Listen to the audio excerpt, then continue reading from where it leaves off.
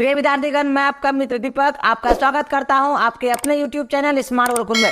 प्रिय विद्यार्थीगण, आज हम लोग प्रारंभ करने वाले हैं आपके एग्जाम के सबसे इम्पोर्टेंट सब्जेक्ट जिसका नाम है बायोलॉजी, है ना। बायोलॉजी हम लोग प्रारंभ करने वाले हैं बाबू मेरे, और जो है ना क्लास में कंटिन्यूटी बनाए रखेंगे आप लोग। जैसे बाबू ने पीछे तरीके से आप लोग बनाए रखा है अभी तक, क्लास में कंटिन्यूटी अभी भी आप लोग बनाए रखेंगे। और एग्जाम जो है बाबू अभी से बहुत ही अच्छा समय आपके पास बच रखा है ना।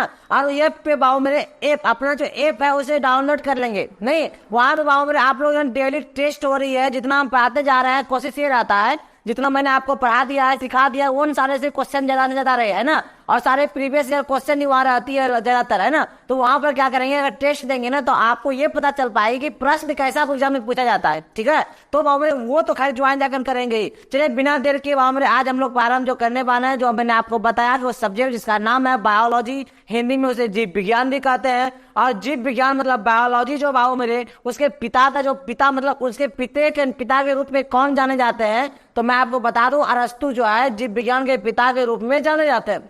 और जीव विज्ञान जो था बाबू मेरे, आप जब पहले होती ना जीव विज्ञान का ये नाम था जंतु विज्ञान, है ना। मतलब कि बाबू मेरे सिर्फ जीव विज्ञान का एक ही शाखा थी जंतु विज्ञान, इसलिए बाबू मेरे जीव विज्ञान और जंतु विज्ञान दोनों के पिता हम लोग अरस्तु को ही जानते हैं।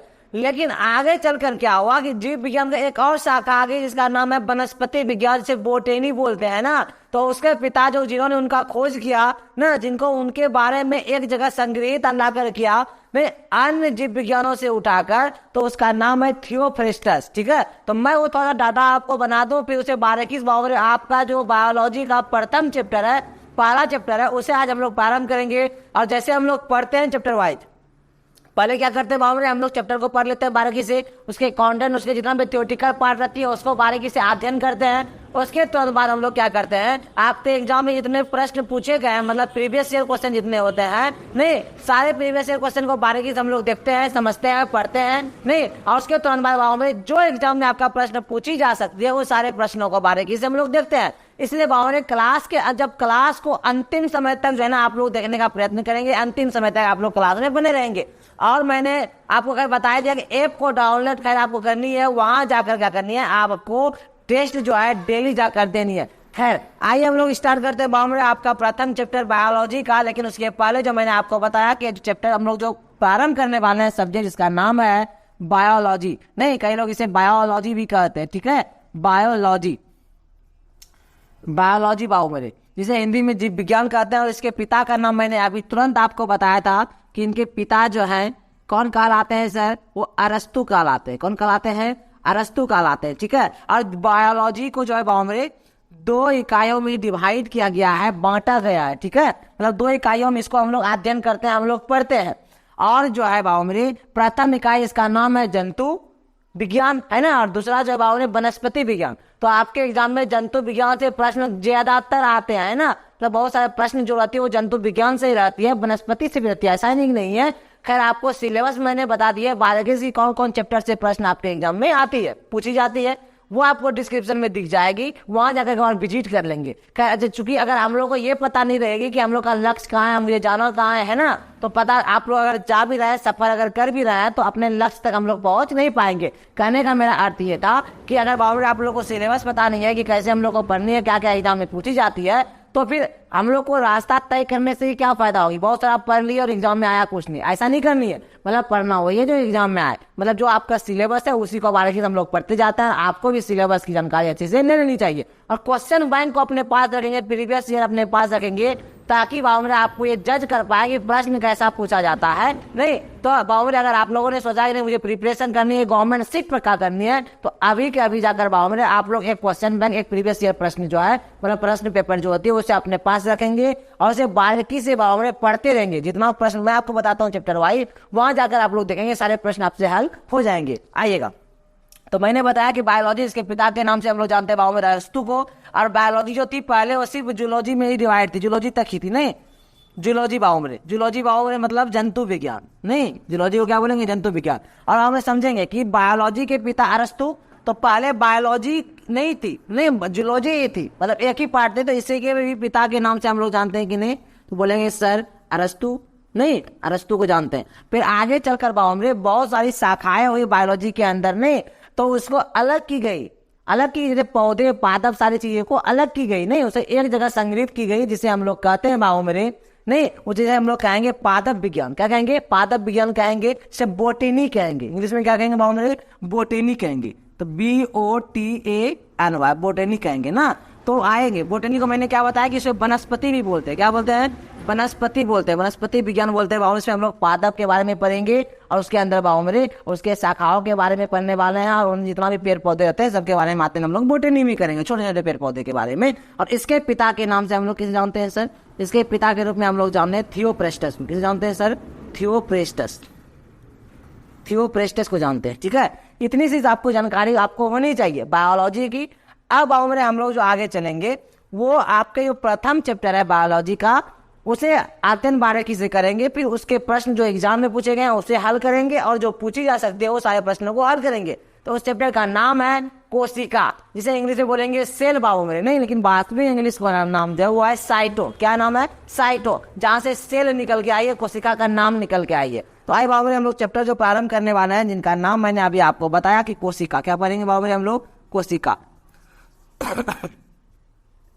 कोशिका ये आपका प्रथम चैप्टर है बाबू मेरे, कोशिका, जिसे मैंने क्या बताया, इसे सेल भी बोलते हैं। क्या कहते हैं? सेल। लेकिन वास्तविक बाबू में अगर कहें इसे तो हम लोग साइटो बोलेंगे। क्या बोलेंगे सर? Cyto, CYTO।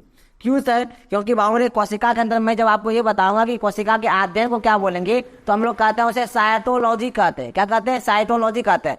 मैं आपको ये भी बताऊंगा कि कोशिका जो है, कोशिका का खोज किसने किया था, तो मैं आपको बताने वाला हूँ बाबू मेरे कि आपको जानकारी पहले से भी होगी, और बारीकी एक भी चीजों को मैं छोड़ने वाला नहीं हूँ। कोशिका जितने भी आपके सिलेबस में जहाँ से प्रश्न आपको देखने के लिए मिलता है, चाहे कोशिका की खोज हो जो बाबू मेरे, चाहे कोशिका की खोज जिसके द्वारा की गई है बाबू मेरे, उन्होंने कोशिका के और अन्य के क्या क्या चीजों के बारे में उन्होंने बताया है, नहीं जैसे बाबू मेरे हम लोग पढ़ने वाले हैं माइकोप्लाज्मा, नहीं और माइट्रोप्लाज्मा के बारे में भी हम लोग अध्ययन करेंगे, नहीं प्लाज्मा के बारे में करेंगे, RNA के बारे में अध्ययन करने वाले हैं, DNA के बारे में भी अध्ययन करने वाले हैं हम लोग बाबू मेरे। ठीक है, वो सारी चीजों के बारे में हम लोग अध्ययन करेंगे। कोशिका के भित्ति की, कोशिका भित्ति के बारे में पढ़ेंगे अध्ययन, हर एक चीज के बारे में अध्ययन हम लोग करने वाले हैं, जो आपके एग्जाम में प्रश्न जहां से पूछने के लिए दिखती है, पूछी गई एग्जाम में आप लोग क्वेश्चन बैंक रखेंगे, प्रीवियस ईयर पेपर अपने पास रखेंगे, तो आप लोग जज भी कर पाएंगे। आइएगा, खैर कोशिका से कहते किसे है, आप ये बता दीजिए ना।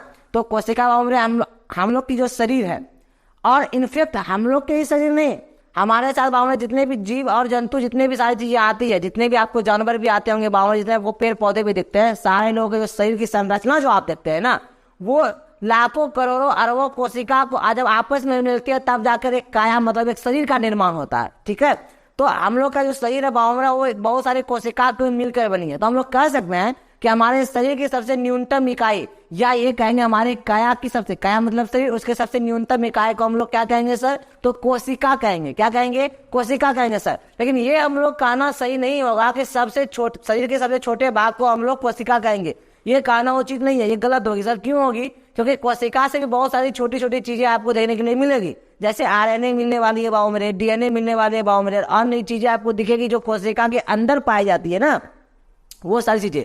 लेकिन हम लोग को याद ये करनी है, रखनी ये है कि कोशिका जो होती है शरीर की या काया की सबसे न्यूनतम इकाई होती है, ना कि सबसे छोटा भाग। चलिए आगे चलते हैं बाबू में, हम लोग कोशिका के बारे में अध्ययन करते हैं।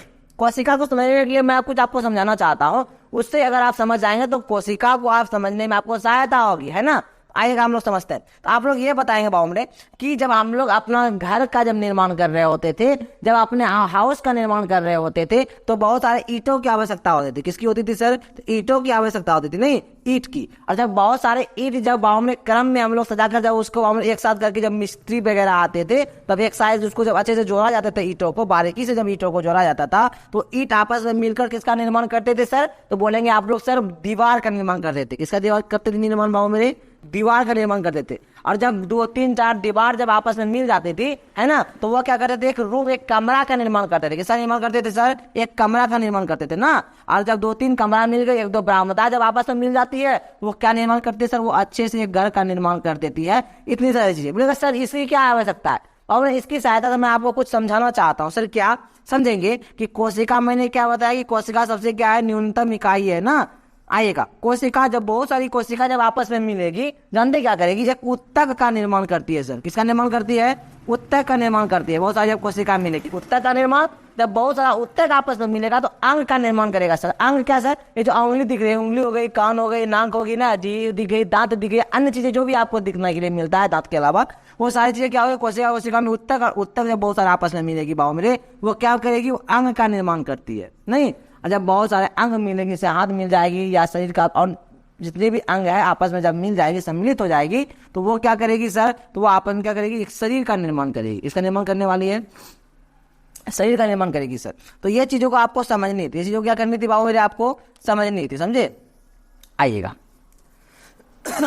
आइए अब हम लोग चलते हैं बाबू मेरे कोशिका के बारे में। सब देखिए, कोशिका मतलब सबसे बड़ी कोशिका क्या है या सबसे छोटी कोशिका क्या है, या कोशिका की सबसे ज्यादा विभाजन किसमें होती है, या किसमें जो है ना विभाजन नगण्य होती है, और मानव शरीर में सबसे बड़ी कोशिका क्या है ना, सबसे छोटी कोशिका क्या है ना, ये सारी चीजों के बारे में अध्ययन करेंगे। और कोशिका की खोज सर किसने की, है ना, ये सारी चीजों को बारीकी से हम लोग पढ़ेंगे। उसके बाद बाबू हम लोग पढ़ने वाले हैं कि कोशिका झिल्ली किसे कहते हैं, कोशिका भित्ति किसे कहते हैं, ना, सब चीजों, माइटोकॉन्ड्रिया किसे कहते हैं सर, आरएनए किसे कहेंगे सर, डीएनए किसे कहेंगे सर, गुणसूत्र क्या होता है सर, मानव शरीर में गुणसूत्र कितनी होती है, ये सारी चीजों को बाबू आपको इसी चैप्टर में अध्ययन करना है। किसमें करनी है सर, ये अध्ययन करनी है बाबू आपको, कोशिका का चैप्टर है बाबू, इसमें अध्ययन करनी है आपको, ठीक है। सब चीजों के बारे में बारीकी से अध्ययन करेंगे, कोशिका के बारे में सब कुछ, फिर कोशिका की संरचना पढ़ने वाले हम लोग। तो क्लास के अंतिम समय तक आप लोग बने रहेंगे, ठीक है। चलिए, तो कोशिका के बारे में हम लोग देखने वाले हैं बाबू। तो सबसे पहले जो कोशिका के बारे में आपको देखना होगा बाबू, समझना होगा आपको, जानते हैं क्या सर, क्या देखनी होगी, तो कोशिका के बारे में सबसे पहले देखनी होगी बाबू की कोशिका के अध्ययन को हम लोग कहते क्या है। तो आपको लिखनी है और समझनी भी है बाबू कि कोशिका के अध्ययन को, कोशिका के अध्ययन को, कोशिका के अध्ययन को मैंने क्या बताया था कि कोशिका की जो नाम आया वो साइटो से निकल के आई है। तो ये कोशिका के अध्ययन को बाबू हम लोग साइटोलॉजी कहेंगे। क्या कहेंगे सर, साइटोलॉजी, CYTOLOG और Y, साइटोलॉजी कहेंगे, है ना। आइएगा, कोशिका के अध्ययन को क्या कहेंगे सर, साइटोलॉजी कहेंगे, ठीक है। चलिए, और दूसरा बाबू आपको ये देखनी है कि इसकी खोज किसने किया था, नहीं, इनकी खोज मतलब कोशिका की खोज सर किसने किया था। तो कोशिका की खोज अगर बाबू आपको जानकारी लेनी हो तो मैंने अभी जस्ट थोड़ा चर्चा किया था इसके पहले कि रॉबर्ट हुक, किसने खोज किया था, रॉबर्ट हुक ने। किसने किया था sir, Robert Hooke. Robert Hooke ji के द्वारा क्या किया गया था सर, कोशिका की खोज की गई थी, है ना। आइएगा, तो कोशिका के अध्ययन को क्या कहते हैं सर, तो मैंने बताया साइटोलॉजी, इसकी खोज किसने किया है सर, रॉबर्ट हुक ने। और बाबू जानते हैं कोशिका दो प्रकार की, एक बाबू जीवित कोशिका, एक मृत कोशिका। आपके एग्जाम में एक प्रश्न देखिए आई थी, हम कई प्रश्न करवाएंगे तो समय बारे के सब सारे प्रश्नों को करवाएंगे। तो आपके एग्जाम में जो प्रश्न आई थी बाबू, तो इसको भी याद रखेंगे कि जीवित कोशिका, नहीं, याद रखेंगे जीवित कोशिका की खोज इसने की थी, जीवित कोशिका। जीवित कोशिका की खोज किसने की थी सर, ना, तो बोलेंगे बाबू A.V. हॉक। क्या बोलेंगे, A.V. Hoc, A.V. Hoc, hoc. बाबू खोज कोशिका की किसने किया है, रॉबर्ट हुक, हुक याद रखेंगे। और जीवित कोशिका को हॉक, हुक और हॉक दोनों अलग अलग वैज्ञानिक थे, ठीक है। आइए, जीवित कोशिका हम लोगों ने देख लिया बाबू।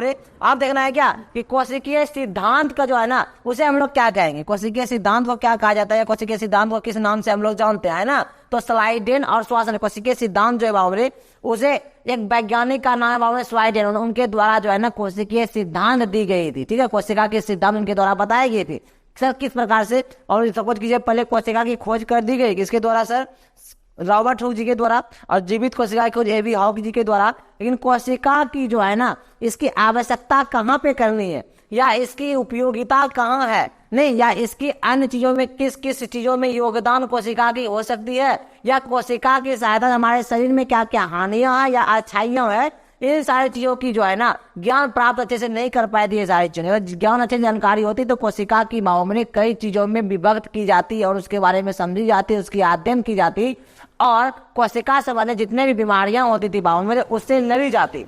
लेकिन बाबू मेरे ये उन सारी चीजों में विफल रहे थे। सारी चीजों की खोज तो भले इन्होंने की, किसने, रॉबर्ट हुक जी ने कर लिया था, और जीवित कोशिका खोज A.V. हॉक जी ने कर लिया था। इन कोशिकी का जो सिद्धांत दिया था बाबू मेरे, वो स्लाइडेन और स्वर्ण नामक जो वैज्ञानिक थे उन्होंने दिया था। उन्होंने खोजा था कि कोशिका की अगर बाबू मेरे अच्छे से उपयोग की जाए ना, तो हम लोग क्या करते हैं कि कोई भी, अगर कभी आपने ये चीज देखा होगा, जिन लोगों ने CID देखते होंगे या कोई मूवी वगैरह देखे होंगे, या आपने समाज में चीज आपको देखने के लिए मिला होगा, सर क्या देखने के लिए मिला होगा? तो बाबा मेरे सपोज करते हैं क्या कोई व्यक्ति ऐसे हैं जिन्होंने कोई क्राइम कर लिया, कोई बड़ा क्राइम कर लिया, तो उनको पहचान कैसे करेंगे? अब किसी पे शक है सर इन्होंने किया है और उनके शरीर की कोई हिस्सा, सपोज कि बाल आपको टूट कर गिर गई हो, हेयर नहीं, या जो है ना आप उसका नाखून वगैरह या अन्य चीजें ना, तो वहां से जो है ना बाबा मेरे उसकी जो कोशिका अंदर में पाई जाती है उसकी सहायता से जो है लोग जो है ना क्राइम करने वाले की पहचान कर सकते हैं, है ना। ये सारी चीजें देखने के लिए मिलता है कई जगह बाबा मेरे। आज के दिनों में आप अखबार में, न्यूज़पेपर में आपको देखने के लिए मिलती है सर। क्या देखने के लिए मिलती है? कई चीजों पे ऐसे भी होती है कि कोई महिलाएं हैं और बाबा महिलाओं के द्वारा ये दावा किया जा रहा है कि जो है ना उनके शिशु के पिता जो है ना किसी को इंडिकेट करके बताया जा रहा है कि वो इनके पिता है। तो ये चीज की कैसे बाबा में जानकारी हो पाएगी वास्तविक वो पिता है या नहीं? तो उसका जांच होती है सर। क्या जांच होती है सर? उसके डीएनए एनआरएनए की जांच होती है सर। तो वो जांच कैसे होती है? तो उसके बालों की सहायता से होती है, फिर त्वचा से होती है, या कोशिका निकाल ली जाती है, उनकी सहायता से उनकी जांच होती है।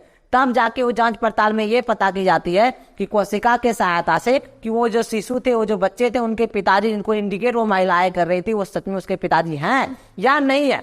तो ये सारे जो है ना क्राइमों से बचा जा सकता है कोशिका के अगर अच्छे से अध्ययन की गई होती पहले तो। खैर अभी हो गई ना।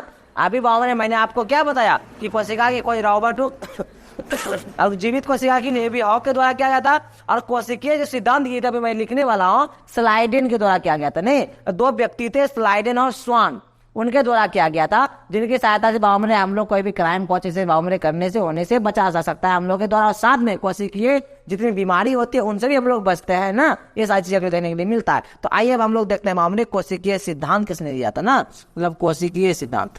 कोशिकीय सिद्धांत, कोशिकीय सिद्धांत सन किसने दिया था? तो कोशिकीय सिद्धांत बाबा हम लोग लिखेंगे स्लाइडेन और Schwann. Schleiden, just a second,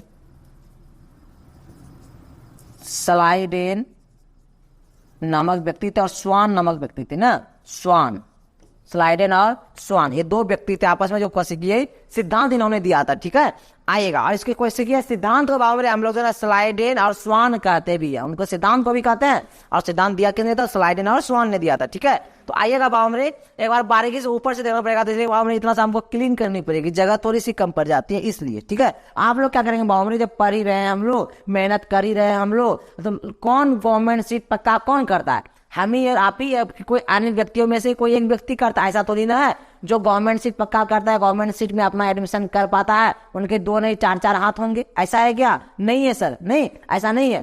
तो बाबा मेरे हम जैसे व्यक्ति क्या करते हैं, गवर्नमेंट सीट पक्का करते हैं। जब मेहनत कर ही रहे, आप भी समय उतना ही देंगे और जो गवर्नमेंट सीट पक्का करने वाले हैं वो भी समय उतना ही देगा। तो समय को व्यर्थ नहीं जाने देंगे। जितना मैं बता रहा हूँ, पढ़ा रहा हूँ, सिखा रहा हूँ, सारी चीजों को बारीकी से पढ़ेंगे, अध्ययन करेंगे, और एक बाबा प्रीवियस से क्वेश्चन बैंक अपने पास रखेंगे, उसको हल करेंगे, है ना।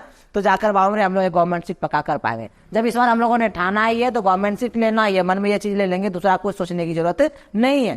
खैर आएगा, इसको बाबा हम क्लीन करें और बारीकी से आपको समझाने का हम प्रयास करें। क्लास के अंतिम समय तक बने रहेंगे। अगर कोशिका को बारीकी से आपको समझनी है तब, कोशिका से एक भी प्रश्न ना छूटे तब, या गवर्नमेंट सीट पक्का करना है तब। आइए चलिए। और बाबा आप लोग जब पढ़ रहे हैं ना तो क्या करेंगे कि कॉपी में नोट करते जाएंगे, है ना, और नोट्स बनाते जाएंगे। और एक बात और है बाबा, जो शाम वाली क्लास होती है वहां पर क्या करता है, अभी थ्योरेटिकल क्लास हो जाती है, उस समय बाबा सारे प्रश्नों को एक जगह संग्रहित करके आपको बताई जाती है ना। तो वहां पे भी क्लास में आप लोग कंटिन्यूटी बनाए रखेंगे। और क्लास बाबा मेरे एक भी दिन मिस नहीं करेंगे। ठीक है, आप लोग मिस नहीं करेंगे। ठीक है चलिए, अभी हम लोग पढ़ रहे थे बाबा मेरे किसके बारे में अध्ययन कर रहे थे, तो बोलेंगे कि सर अभी कोशिका पढ़ रहे थे हम लोग। क्या पढ़ रहे थे सर?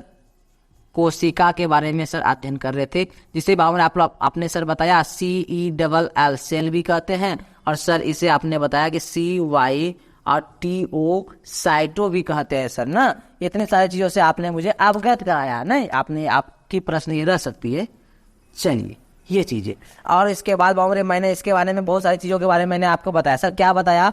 तो मैंने बाबा ने ये बताया आपको, जानते हैं क्या बताया मैंने ये बताया था कि कोशिका का जो है, ये कोशिका जो बाबा ने इसके अध्ययन, कोशिका का जो अध्ययन करेंगे, ये अध्ययन क्या कहलाएगी, है ना।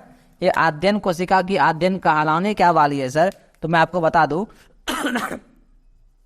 कि कोशिका का अध्ययन कोशिका का अध्ययन CYTOLOGY साइटोलॉजी कहलाता है। कोशिका का अध्ययन क्या कहलाता है सर? साइटोलॉजी कहलाता है। ठीक है, आइएगा दूसरी चीज़ बावमरे जो आपको जाननी है वो जानते हैं क्या है? क्या है सर? वो बावमरे है खोज। कोशिका की खोज किसने की ना? कोशिका की खोज सर किसने की? तो मैं आपको बता दूं कि कोशिका की जो खोज है बावमरे वो किसके द्वारा किया गया है? रॉबर्ट हुक जी के द्वारा। नहीं तो लिखेंगे हम लोग कि कोशिका की खोज रॉबर्ट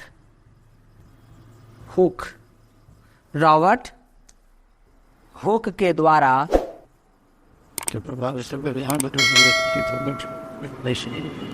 किया गया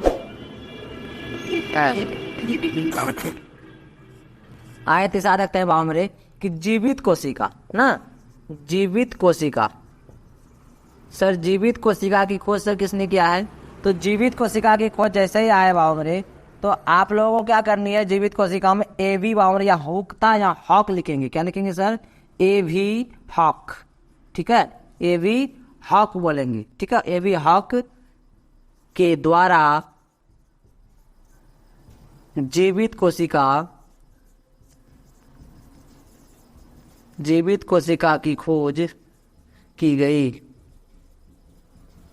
जीवित कोशिका की खोज की गई सर, है ना। आइए आगे चलते हैं। जीवित कोशिका देख लिए। अब कोशिकीय सिद्धांत किसने दिया? तो मैंने चर्चा कर ही रहा था ना कि कोशिकीय सिद्धांत किसने दिया? कोशिकीय सिद्धांत। कोशिकीय सिद्धांत किसने दिया सर? तो कोशिकीय सिद्धांत बावमरे हम लोग बोलेंगे स्लाइडेन और स्वान नामक व्यक्ति ने एक साथ मिलकर दिया, है ना। आएगा कोशिकीय सिद्धांत हो गई। अब हमें ये देखना है कि ओवरऑल मतलब कि सारी चीजों में अगर देखा जाए, जीव में, जंतु में देखा जाए, वनस्पति हर एक चीज में अगर देखी जाए तो सबसे बड़ी कोशिका तो क्या लिखेंगे? 12 कोशिका। सबसे बड़ी कोशिका किसकी होती है सर? तो हम लोग बताएंगे बावमरे शुतुरमुर्ग का अंडा। क्या होता है? किसमें होता है? शुतुरमुर्ग का शुतुरमुर्ग का अंडा। ठीक है, शुतुरमुर्ग का अंडा जो होती है वो बहुत बड़ी होती है। मतलब बड़ा सबसे बड़ी कोशिका अगर देखें होगी कहाँ होगी? शुतुरमुर्ग के अंडे में होगी। ठीक है सर। और ओवरऑल मतलब सब में अगर देखा जाए बावमरे छोटी कोशिका के बारे में अगर देखें हम लोग, छोटी कोशिका किसकी होती है सर? तो होता है माइकोप्लाज्मा में। किसमें होता है सर? माइकोप्लाज्मा में होता है। ठीक है, ये प्रश्न आपको इतना सा देखने के लिए मिलती है। आप देखेंगे बावमरे हम लोग कुछ चीजें और देखेंगे। आप देखेंगे मानव में कोशिकाओं के बारे में देखेंगे कि सर मानव में सबसे बड़ी कोशिका क्या होती है ना, और जो है सर कि मानव में छोटी कोशिका क्या होती है। ये सारी चीजों को बारीकी से हम लोग को अध्ययन करनी है। और मानव में बावमरे की सबसे जो है ना कोशिका की विभाजन सबसे ज्यादा कहाँ होती है? किसमें होती है? सबसे लंबी कोशिका किसमें होती है? सबसे छोटी, सबसे बड़ी, सबसे लंबी कोशिका मानव में देखेंगे। और सर क्या देखेंगे? और ये देखनी है कि कोशिका विभाजन सबसे ज्यादा जो है शरीर के कौन से भाग में, कौन से हिस्से में होती है। आएगा इतने सारी चीजों को हम लोगों ने बारीकी से देखा। सर कोशिका के अध्ययन क्या कहते हैं? सर कोशिका का अध्ययन साइटोलॉजी कराता है। खोज किसने दिया है सर? रॉबर्ट हुक जी ने दिया था। जीवित कोशिका की खोज एवी हॉक जी के द्वारा किया गया है। और कोशिकीय सिद्धांत किसने दिया था? तो स्लाइडेन और स्वान ने दिया है सर। बड़ा कोशिका अगर ओवरऑल में पूछा जाए तो शुतुरमुर्ग का अंडा सर। और छोटी कोशिका किसमें होती है सर? माइकोप्लाज्मा में होती है। ठीक है, चलिए आगे देखते हैं और कुछ चीजों के बारे में हम लोग देखते हैं, अध्ययन करने का प्रयत्न करते हैं। सर आगे क्या देखनी है सर? आप देखने बावमरे मानव में। किसमें देखनी है सर? मानव में देखने का प्रयास कीजिएगा बावमरे कि मानव में जो कोशिका होती है उसमें देखनी है कि सबसे बड़ा कोशिका मानव में कहाँ होती है? नहीं, 12 कोशिका मानव में। और देखेंगे बावमरे छोटा कोशिका किसमें? मानव में। और देखना है बावमरे सबसे लंबी कोशिका किसमें? मानव में देखनी है ना। आइएगा इसको देखते हैं, बारीकी इसको देखने का प्रयास करेंगे हम लोग। और काफी ज्यादा इंपॉर्टेंट एक पॉइंट जो है बहुत ही ज्यादा इंपॉर्टेंट है। ठीक है, सबसे बड़ी कोशिका अगर बावमरे पूछा जाए कि मानव में कहाँ होती है तो बोलेंगे जानते हैं क्या? अंडाणु। कहाँ होती है सर? अंडाणु। ये अंडाणु जो होता है बावमरे ये जो है ना अपोजिट मेल में पाई जाती है। कहने का अर्थ ये है कि ये जो आपको दिख रही है बाउंड्री, सबसे बड़ी कोशिका जो होती है ओवम, जिसे बोलेंगे अंडाणु, ये महिलाओं में पाई जाती है ना। और ये छोटी कोशिका जो है बाउंड्री, इसे बोलेंगे छोटी कोशिका किसे कहेंगे सर, मॉडर्न में स्पर्म। स्पर्म मतलब होता है बाउंड्री शुक्राणु, जो पुरुषों में पाया जाता है, ठीक है। और लंबी कोशिका क्या है सर, लंबी कोशिका बोलेंगे ब्रेन, इसे बोलेंगे न्यूरॉन। ये बाउंड्री महिला और पुरुष दोनों में पाई जाती है, ठीक है। आइए इसको हम लोग लिखते हैं, किसको लिखेंगे सर, इस बड़ी कोशिका और छोटी कोशिका या अन्य चीजों के बारे में देखनी है। तो बड़ी कोशिका मैंने क्या बताया, ओवम, OVUM। ओवम किसे कहेंगे सर, ओवम सर बाउंड्री मैंने बताया अंडाणु, क्या बोलेंगे, अंडाणु। मानव में सबसे बड़ी कोशिका ओवम मतलब अंडाणु, और बाउंड्री छोटी कोशिका बोलेंगे सर स्पर्म, SPIRM। स्पर्म मतलब सर शुक्राणु ना। उसके बाद लंबी कोशिका कहाँ होगी सर, तो ब्रेन, ब्रेन तो बोलेंगे न्यूरॉन भी बोलते हैं ना, न्यूरॉन। इतनी चीजें आपको देखनी थी। अब ये कोशिका के बारे में बाउंड्री अध्ययन, ये सारी चीजों के बारे में हो गई। अब हम लोग को पढ़ना है बाउंड्री की कोशिका का जो सिद्धांत है, कोशिका की जो सिद्धांत है बाउंड्री, उसको देखना है हम लोग को, कोशिका के सिद्धांत को, मतलब स्ट्रक्चर ऑफ सेल, ठीक है। मतलब उसके सेल, मतलब कोशिका को किस प्रकार से पढ़ते हैं, कोशिका का स्ट्रक्चर क्या है, कोशिका के अंदर क्या क्या पाई जाती है, क्या क्या उसकी आवश्यकता है, कौन सी कोशिका के अंदर जो भागे पाए जाते हैं वो भाग किससे बनती है, उसका क्या उपयोगिता है, वो हमारे शरीर में क्या चीजें करती है, वो दूषित हो जाए, वो गंदा हो जाए, वो खराब हो जाए तो हमारे शरीर में क्या इफेक्ट दिखेगी, ये सारी चीजों को हम लोग को देखनी है। इतना सा आप लोगों ने देख लिया होगा, ऐसा हम आशा करते हैं। इन्हें हम क्या करें, अब क्लीन कर लेते हैं, उसके तुरंत बाद फिर हम बाउंड्री कोशिकीय ये सिद्धांत की चीजें हैं या स्ट्रक्चर जो कोशिका की है, उनके भागों को बारीकी से हम लोग देखेंगे। कतई परेशान नहीं होंगे, सारी चीजें बारीकी से आपको समझ में आएगी। फिर हम प्रश्न को भी लेकर आएंगे, सारे प्रश्न भी आपसे हल होने वाली है। ओके चलिए, क्लास में बाउंड्री कंटिन्यूटी बनाए रखेंगे। सबसे बड़ी और महत्वपूर्ण बात ये है, कहा जाता है ना, slow and steady wins the race. धीरे धीरे और लगातार ही बाउंड्री किसी मैच को, किसी जो लक्ष्य आपने बनाया उस लक्ष्य को जीती जा सकती है, हासिल किया जा सकता है। समझे, ये सारी चीजें हैं कुल मिला के बातें, ठीक है। बाकी आप लोग अब छोटे रहे नहीं, क्यों सर, क्योंकि बाउंड्री आप लोग जो है अगर पैरामेडिकल, पॉलिटेक्निक, ITI के बारे में अगर सोच रहे हैं, इसका मतलब है बाउंड्री कि आप लोग या तो +2, कई लोग ऐसे भी होंगे ग्रेजुएशन भी कर रहे होंगे, है ना, कई लोग 10th पास भी होंगे, तो सारे लोग बाउंड्री मैच्योरिटी लेवल को आप लोगों ने पार कर लिया है ना। तो बाउंड्री आप लोग समझदार हैं, तो बाउंड्री जब मेहनत कर ही रहे हैं तो एक गवर्नमेंट सीट पक्का हम लोगों को करनी है ना। आइएगा, और एक चीज मैं आपको बता दूं, प्रत्येक प्रश्न 55 नंबर का रहता है। ऐसा नहीं कि बहुत बड़ी चीजें हैं, पैरामेडिकल, पॉलिटेक्निक, ITI वगैरह बहुत बड़ी चीजें नहीं, बहुत सूक्ष्मतम चीजें होती है बाउंड्री में। बस थोड़ी सी अगर ध्यान आप लोग देते, जितना मेहनत आप लोगों ने 10th में किया होगा या 12th में किया होगा, उतनी मेहनत आप लोग अगर बाउंड्री पैरामेडिकल, ITI या पॉलिटेक्निक में कर देंगे, मैं आपको दवा देता हूँ कि 100% आप श्योर रहिए कि आपको गवर्नमेंट सीट मिलेगी। सर ऐसा कैसे कर सकते हैं, बाउंड्री आपको क्वेश्चन जितना हल करना होता है, 90 क्वेश्चन हल करनी होती है, प्रत्येक प्रश्न आपका 55 मार्क्स की होती है, 90 गुना 5 करेंगे कितना होगा, 450 हो जाएगी, मतलब 450 नंबर की एग्जाम होती है। और बाउंड्री मैं आपको बता दूं कि 90 को क्वेश्चन रहता है, 90 को 55 नंबर का होता है ना, 90 प्रश्न में से मात्र आप जो है बाउंड्री 50 प्रश्न अगर क्लियर कर लेते हैं, 45-50 प्रश्न ही आप अगर अच्छे से बना लेते हैं 90 प्रश्न में से, ऑब्जेक्टिव टाइप प्रश्न रहती है, लगाने वाला रहती है, ऑफलाइन तो एग्जाम होती है, आप गवर्नमेंट सीट पक्का कर लेंगे। मतलब आपको 50% से भी कम मेहनत करनी है, फिर भी आप गवर्नमेंट सीट आपको मिल जाएगी, है ना। तो ये सारी चीजें हैं, मेहनत कुछ नहीं है। और चूंकि इस ये कंपटीशन आपको इसमें खुद से होती है, ऐसा नहीं किसी स्टूडेंट से कंपटीशन करनी है, ऐसा नहीं है, आपको खुद से कंपटीशन करनी है कि सर मुझे 50 जो है करना क्या है कि आधा आधी, मतलब 90 का प्रश्न है तो 45 प्लस हम लोग को करनी है ना। 45 प्लस से प्लस करेंगे, गवर्नमेंट सीट आपको पक्का करती हो जाएगी, ठीक है। खैर आइए, कोशिश करेंगे अगर बड़े भाई लोग हैं उनके क्षेत्र छाया में पढ़ेंगे तो थोड़ा दिक्कतें नहीं होगी, कठिनाइयां नहीं होगी, है ना। चलिए आइएगा, चलते हैं हम लोग आगे। बाउंड्री हम लोग अब पढ़ेंगे बाउंड्री की स्ट्रक्चर ऑफ सेल। क्या पढ़ेंगे sir, structure of cell, structure of cell, STUCTUR, structure of cell, नहीं कोशिका की संरचना या रचना, इसके बारे में हम लोग देख रहे हैं। तो कोशिका जो होती है बाउंड्री, विश्व के कोशिका जो बनती है, कोशिका के अंदर जो भी चीजें पाई जाती है, वो प्रश्न आपके एग्जाम में आती है। तो मैं बारीकी से वो आपको समझाने का प्रयत्न करूंगा, प्रयास करूंगा, बस आप लोग समझने का प्रयत्न कीजिएगा, प्रयास कीजिएगा बारीकी से और अच्छे से, है ना। लिख दे, हिंदी क्या लिख देते हैं सर, कोशिका की संरचना, कोशिका की संरचना। ठीक है, चलिए आइए कोशिका संरचना पढ़ते हैं। तो सबसे पहले बाबू हम लोग जो अध्ययन करने वाले हैं उसका नाम है कोशिका झिल्ली। और आपको पूछी जाती है कि निम्नलिखित में से जो है ना कोशिका झिल्ली किसमें पाई जाती है। तो मैं आपको बता दूं कि पादप और जंतु दोनों में पाई जाती है कोशिका झिल्ली। किसमें पाई जाती है सर? पादप और जंतु दोनों में पाई जाती है कोशिका झिल्ली। कोशिका झिल्ली है ना। कोशिका झिल्ली जो होता है बाबू मेरे कि ये प्रोटीन से बना हुआ होता है। नहीं, शरीर की प्रोटीन से कोशिका झिल्ली बनती है। और कोशिका झिल्ली करती क्या है सर?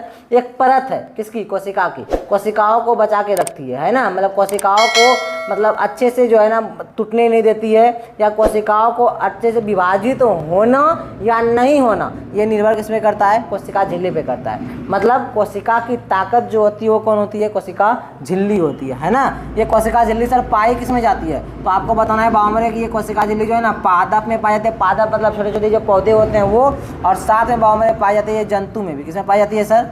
ये जंतु में भी पाई जाती है। दोनों में ये कोशिका झिल्ली पाई जाती है। और दूसरा चीज जो कोशिका झिल्ली के बारे में पढ़ना है बावमृत, कोशिका झिल्ली होती है ऐसे है, देख लीजिए इसका फिगर देख लेते हैं। ये कोशिका है, इसकी झिल्ली इसी प्रकार से रहती है बावमृत, समझे? ऐसे आपको उसको बांध के रखती है।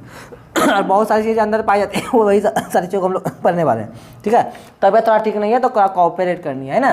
पादप और जंतु, ठीक है। कोशिका के जो सभी अंग जो है ना इसी झिल्ली में रहते हैं। कोशिका के जितनी भी सारी झिल्ली होते हैं, अंग जो होते हैं, अभी इसके बाद जो हम लोग देखने वाले हैं कोशिका की बहुत सारी अंग छोटे छोटे इकाइयाँ हैं, वो सब इसके अंदर रहते हैं। ये और ये ऊपर से कोशिका झिल्ली है, इसी के अंदर सारे अंग पाए जाते हैं। हम लिख देते हैं, है ना, लिख देते हैं कि कोशिका के सभी अंग इसी झिल्ली में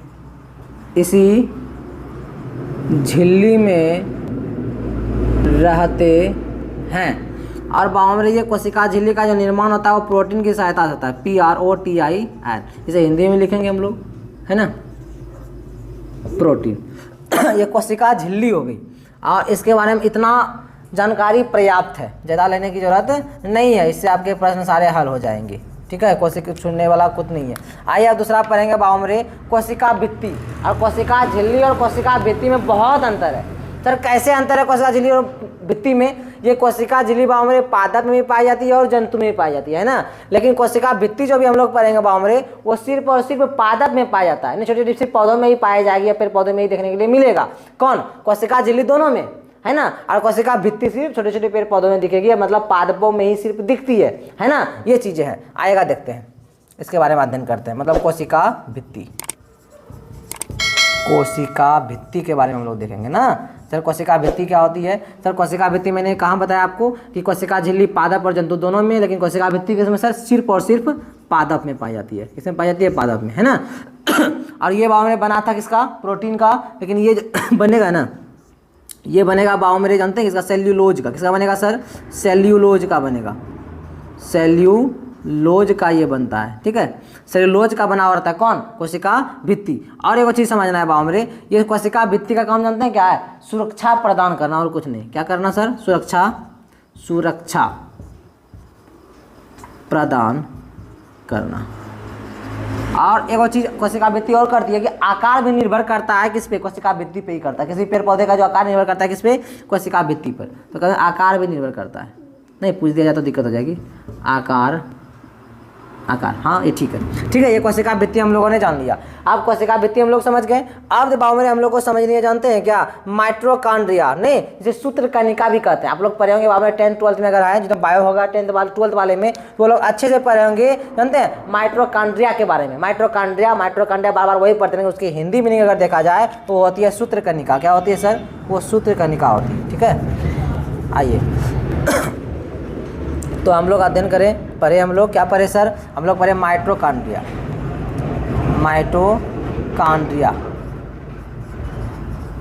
माइटोकॉन्ड्रिया यह है क्या सर ना? इसे और हिंदी में क्या सर? कई जगह आपको हिंदी में दिख जाएगी, क्योंकि आप लोग देंगे, कई लोग ऐसे होंगे जो आप, चूँकि आपके प्रश्न तो एग्जाम में इंग्लिश में भी रहेंगे और हिंदी में भी, जो लोग इंग्लिश में जवाब देंगे उसको दिक्कत नहीं होगी, वहाँ माइटोकॉन्ड्रिया दिख जाएगी। ये जो हिंदी में देंगे तो उसको हिंदी मिल जाएगी, तो दिक्कत ना हो जाएगी। माइटोकॉन्ड्रिया नहीं रही तो दिक्कत हो जाएगी, कठिनाई हो जाएगी। तो क्या बोलेंगे इसको?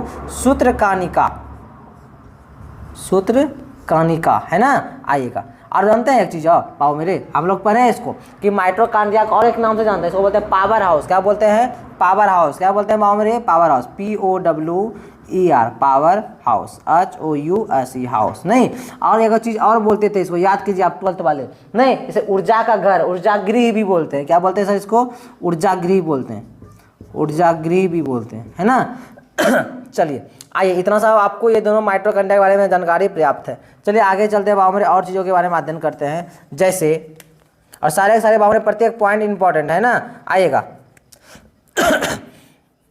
आइए बाबू देखते हैं हम लोग। बाबू जानते हैं किसके बारे में? रसधानी। सर ये रसधानी क्या होता है? रसधानी बाबू पेड़ पौधे में, पादपों में या हमारे शरीर में जो है ना, चूँकि अच्छा ये बताएंगे कि हमारे शरीर में जो है ना जल की मात्रा कितनी है, तो बोलेंगे सर 60 to 65%, 65%। आपको क्या लगता है कि हमारे शरीर से पानी निकालेंगे 65% पानी रखा हुआ कहीं होगा क्या? ऐसा नहीं है, कोशिकाओं में सम्मिलित है। कभी ऐसा देखेंगे क्या कि किसी कारण बस आप लोग क्या होंगे, गिर गए होंगे, अगर सड़क पे चलते हुए गिर गए, बाइक चलाते हुए गिर गए, साइकिल चलाते हुए गिर गए, अगर शरीर में खरोच जहाँ आती है, नहीं जब खरोच आती है, जब उससे निकलती, देखिए उसके पहले निकलती है, उससे पानी निकलती है ना, या उससे पानी निकलता हुआ प्रतीत होता है, तो वो सारी चीज़ें बावमरे सब हमारी कोशिका में पानी होता है। इसका मतलब कोशिका आपका टूट गई, फट गई, बाहर निकल गई, और 1-2 घंटे, 4 घंटे, 5 घंटे, फिर 1 घंटे, 1-2 दिन के बाद क्या होती है कि जहाँ पर आपको कटी हुई होती है उस पर क्या होती है, उस पर कोई परत चल जाती है। इसका मतलब ये कोशिका बहुत सारा विभाजन हो गया। सर कोशिका विभाजन का मतलब क्या होता है? आप लोगों का ऐसा तो नहीं है कि कोशिका विभाजन करना मतलब कि टूट टाट जाना, ऐसा है क्या? ऐसा नहीं है। कोशिका विभाजन का मतलब ये हुआ कि कोशिका आपस में टूट गया और कोशिका का निर्माण कर दिया, फिर वो कोशिका टूट गया और कोशिका का निर्माण कर दिया, ऐसा होता है। तो हम लोग गिर जाते हैं तो हमारे शरीर का जो मरम्मत करता है वो कोशिका ही करता है। बाबू मेरे, अगर कोशिका अगर कमजोर इसकी रहे, कई लोग आप देखते होंगे क्या कि गिर गया और गिरने के बाद उसका जो घाव बन गई वो घाव जल्दी ठीक नहीं हो पा रही है। वजह जानते हैं क्या होता है? वजह होती है उसका कोशिकीय चीज़ों में, कोशिकीय जो भागों में अन्य चीज़ें पाई जाती है, जैसे कोशिका झिल्ली पाई जाती है या माइटोकॉन्ड्रिया पाई जाती है, वो सारी चीज़ें कमजोर होती है उनके शरीर में, इसी वजह से ऐसा होता है। जिसका मौजूद होता है वो गिरने के 1 घंटे बाद ही बाबू क्या होता है, उस पर परत लेयर चढ़ जाती है, समझे, ठीक हो जाते हैं। मतलब ऐसा चीज़ें हैं देखने के लिए मिलती है। खैर रसधानी क्या है सर? तो पानी वो एक जगह जमा करके रखती है रसधानी, और कुछ नहीं है रसधानी का काम कोशिका का। ठीक है, चलिए ये क्या करती है सर? इसे जल संग्रह बोलते हैं। क्या बोलते हैं? जल संग्रह, संग्रह। एक होता है बाबू गोल्जी बॉडी, इसको याद रखेंगे, गोल्जी बॉडी। सर ये गोल्जी बॉडी क्या होता है? आइए देखते हैं, उसी के बारे में देखेंगे। होता है बाबू Golgi body, Golgi body. Golgi body क्या होता है सर? ये परिवहन करता है। सर परिवहन का मतलब क्या हुआ? परिवहन का मतलब हुआ सर कोशिका तक ऊर्जा को पहुंचाना। सर ऊर्जा जो है, ऊर्जा हुई, पानी हुई या अन्य चीज़ें को कोशिका तक पहुंचाने का काम करता है। मतलब जितनी भी चीज़ें कोशिका को आवश्यक है या कोशिका के अंदर वाले भाग जितने भी वहाँ उपस्थित हैं, ये जितना भी भाग मैंने बताया जो उपस्थित है, इनको जितनी भी चीज़ों की आवश्यकता होगी वो पहुँचाने का काम कौन करेगा? वो परिवहन का काम कौन करेगा? गोल्जी बॉडी करेगी। कौन करेगी? गोल्जी बॉडी करेगी। ठीक है, इतनी सारी चीज़ें बाबू कोशिका झिल्ली का हम लोग को पढ़नी थी। और भी चीज़ें हैं, गुणसूत्र हुआ, DNA हुआ, RNA हुआ, ये सारी चीज़ों के बारे में अध्ययन करनी है हम लोगों को। लेकिन पहले इसको मैं क्या कर लूँ, क्लीन कर लूँ, उसके बाद चलिए आए ध्यान देंगे। ये टॉपिक भले ही छोटी हो लेकिन बहुत इंपॉर्टेंट टॉपिक है, इसलिए इसको बाबू अच्छे से बारीकी से पढ़ लेंगे। ऐसे जब चैप्टर पढ़ा थी, 2nd चैप्टर 3rd चैप्टर ऐसे करते हुए हम लोग आगे बारीकी से बढ़ेंगे, है ना। चलिए तो स्ट्रक्चर हम लोगों ने देख लिया, स्ट्रक्चर देख लिया हम लोगों ने, और कुछ महत्वपूर्ण पॉइंट है इसके बारे में, कोशिका के बारे में अध्ययन करना, वो चीज़ों को देखेंगे, है ना। चलिए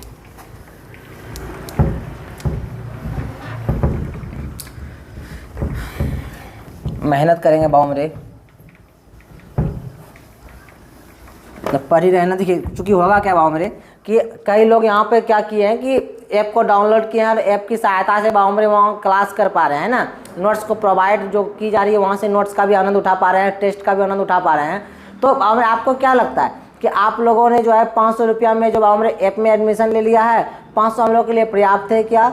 कहते ही नहीं है बाबू मेरे। लेकिन बाबू मेरे सबसे बड़ी बात ये हो जाएगी कि मैं आपको पढ़ा रहा हूँ और आप जब सफल हो जाएंगे, गवर्नमेंट सीट पक्का कर लेंगे, उसके बाद जब आप कॉल करते हैं सर मुझे गवर्नमेंट सीट मिल गई, है ना, वो जो खुशी, जो बात का जो आनंद होता है बाबू मेरे, वो होती है नहीं, वो मेन फी वो होती है।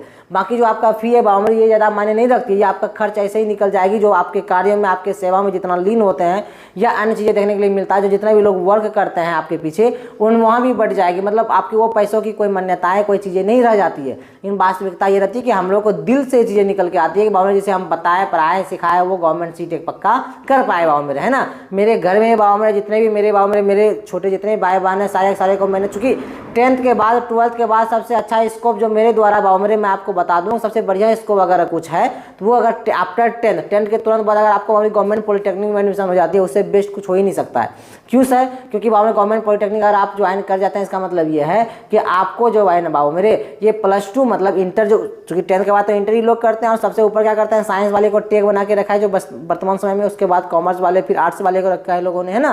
लेकिन सबसे ऊपर जो रहती है वो टेक्निकल डिग्री होती है, इसे बोलते हैं पॉलिटेक्निक बोलते हैं बाबू मेरे, नहीं गवर्नमेंट पॉलिटेक्निक बोलते हैं। तो 10th के बाद या 12th के बाद ही क्यों ना हो ये पॉलिटेक्निक आपके लिए बेस्ट होती है, नहीं। और उसके बाबू मेरे फिर अगर पैरामेडिकल अगर 10th के बाद ना हो तो 12th के बाद ही होती है, तो पैरामेडिकल तो खैर बेस्ट नहीं सुपर बेस्ट होती है वो, है ना। तो मेरे घर में बाबू मेरे जितने भी बच्चे हैं हमसे छोटे जितने भी भाई बहन है मेरे तो सारे लोग गवर्नमेंट पॉलिटेक्निक में है और एक मेरी बहन है, नहीं वो क्या है वो GNM कर रही है अभी, है ना, ट्रेनिंग कर रही है वो। तो बाबू मेरे आपको मैं बता दूं कि अगर मेहनत करेंगे ना, बस ज़्यादा मेहनत करनी नहीं होती, मैं बार बार आपको बताता हूँ, है ना, तो आप जल्दी सफल हो पाएंगे, है ना। ज़्यादा चीज़ें नहीं है और बस आप लोग ध्यान रखेंगे, बाकी भरोसा बनाए रखेंगे बाबू मेरे, निश्चित रूप से आप सफल होंगे, है ना। कोई भी सपना साकार करने के लिए सबसे जरूरी है सही कोच का होना। चुनिए स्मार्ट गुरुकुल और करें अपनी बिहार पैरामेडिकल पॉलिटेक्निक का सपना साकार। Download the app now.